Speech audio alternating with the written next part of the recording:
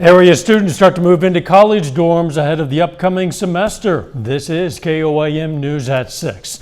The fall semester starts later this month for several area colleges and for the universities, so some students have already started moving back to campus. While many hope the year will be as close to normal as possible, the pandemic will make things difficult. KOAM's Zach Dodge has some of the policies that could shape the year for students who live on campus. Parents and students prepare to play real-life Tetris, moving fridges, beds, and everything in between into dorm rooms at Pitt State. It went pretty smoothly. I'm waiting for my roommate to get here. Move-in day isn't until later on in the week, but athletes, band members, and Greek life members like Blair Wilson get a head start. I'm so excited. It was kind of sad leaving home, but I feel like I've spent enough time here. Just my brother went here, and so I've spent lots of time here, and it already feels like home. But getting moved in wasn't the first step. Students are required to either show us proof of vaccination or proof of a prior illness before moving in. Either that or get tested. And that's not the only change because of the pandemic.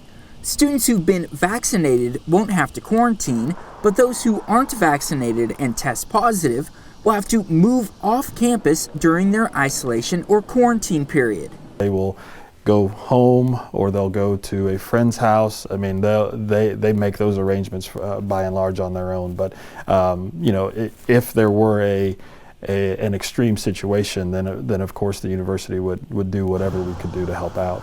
An hour south at Crowder College in Neosho, students Jose Figueroa and Emerson Ortiz have most of campus to themselves because soccer players were the first to move in. Nervous, a little bit, scared, but it's fine. The other roughly 300 students will move in at the end of the week. Mask wearing and vaccinations are encouraged on campus, and if students have to be placed in isolation or quarantine, they'll be put in a dorm room that's left empty for that purpose. We also have our food service tied in to that so that we're able to deliver meals during that time and you know, keep things about as normal as they can be. I think because they already went through it last year, most of the professors and a lot of the students will kind of know how to handle it and what to expect for the most part. So hopefully it'll be ran pretty smoothly and we can have a somewhat normal year. Zach Dodge, KOAM News.